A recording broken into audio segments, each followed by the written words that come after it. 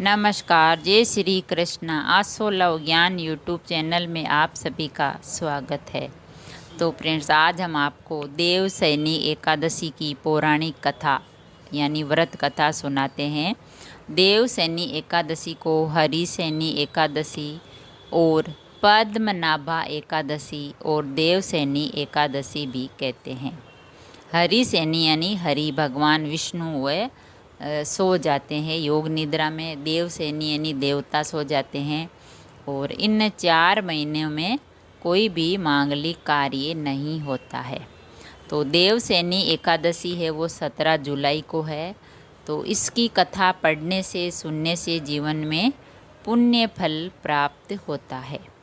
तो चलिए हम आपको देवसैनी एकादशी की कथा सुनाते हैं।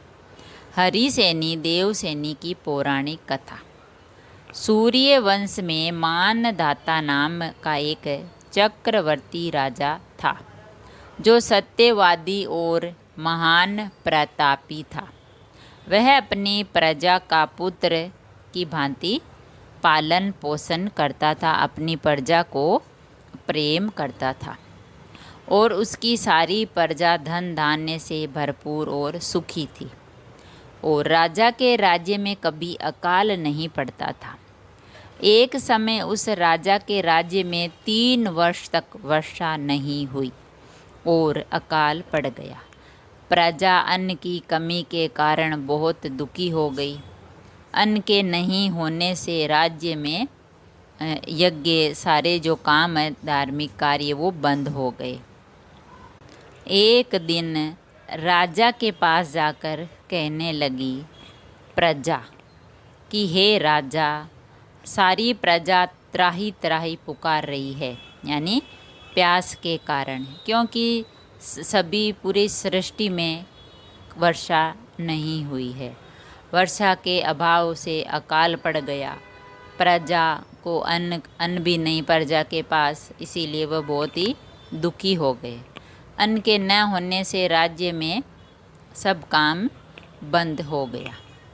राजा मानधाता कहने लगे कि आप लोग ठीक कह रहे हैं, वर्षा से ही अन्न उत्पन्न होता है और आप लोग वर्षा न होने से बहुत दुखी हैं।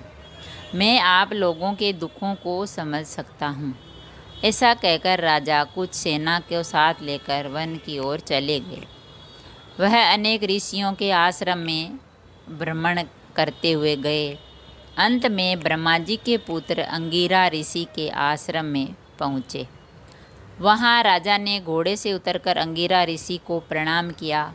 मुनि ने राजा को आशीर्वाद देकर कुशल क्षेम के बाद उनसे आश्रम में आने का कारण पूछा कि भाई राजा, आप हमारे आश्रम में क्यों आए हो? तो राजा ने हाथ जोड़कर विनती से कहा, हे भगवान, सब प्रकार से धर्म पालन करने पर भी मेरे राज्य में अकाल पड़ गया। इससे प्रजा बहुत दुखी है। राजा के पापों के प्रभाव से ही प्रजा को कष्ट होता है। जब मैं धर्मानुसार राज्य करता हूँ तो मेरे राज्य में अकाल कैसे पड़ गया? राजा ने कहा ऋषि से, अंगिरा से, कि मैं सभी काम पुण्य के करता हूँ, मेरी प्रजा को अच्छे से रखता हूँ, फिर भी मेरे राज्य में अकाल क्यों पड़ा? इसके कारण का पता मुझको आप बताइए। मुझे इसके बारे में कोई पता नहीं है कि अकाल क्यों पड़ा। अब मैं आपके पास इसी कारण से आया हूँ। कृपा करके मेरे इस संदेह को दूर कीजिए। साथ ही प्रजा के कष्ट को दूर करने का कोई कारण उपाय बताइए। इतनी बात सुनकर ऋषि कहने लगे, हे राजन, ये सतयुग सब युगों में उत्तम है। इसमें धर्म को चारों चरणों में, अर्थात इस युग में धर्म की सबसे अधिक उन्नति है। लोग ब्रह्म की उपासना करते हैं। केवल ब्राह्मणों को ही वेद पढ़ने का अधिकार है। ब्राह्मण ही तपस्या करने का अधिकार रख सकते हैं, परंतु आपके राज्य में एक शूद्र तपस्या कर रहा है। इसी दोष के कारण आपके राज्य में वर्षा नहीं हो रही।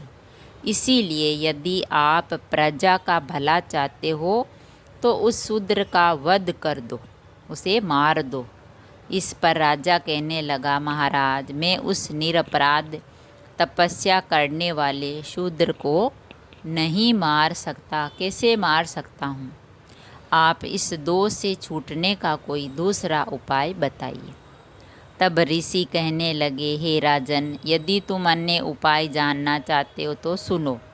आषाढ़ मास के शुक्ल पक्ष की पद्मा नाम की एकादशी यानी हरिशयनी एकादशी का विधि पूर्वक व्रत करो और व्रत के प्रभाव से तुम्हारे राज्य में वर्षा होगी और प्रजा सुखी हो जाएगी।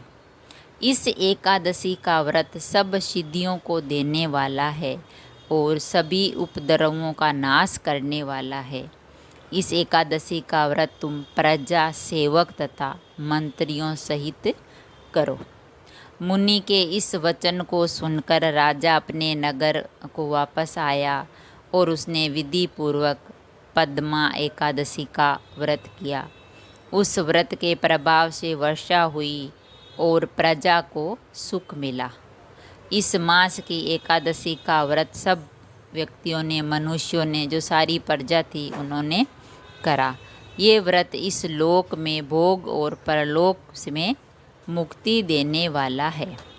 इस कथा को पढ़ने और सुनने से मनुष्य के सभी पाप नाश हो जाते हैं तथा इस दिन श्री हरि की प्रार्थना करने से और उनकी विधिवत पूजा करने से पुण्य मिलता है। हे प्रभु, आपके जगने से पूरी सृष्टि जाग जाती है और आपके सोने से पूरी सृष्टि चर और अचर सो जाते हैं, यानी सभी सो जाते हैं। आपकी कृपा से ये सृष्टि सोती है और जागती है। आपकी करुणा से हमारे ऊपर कृपा बनाए रखें, यही हमारी विनती है, यही हमारी प्रार्थना है।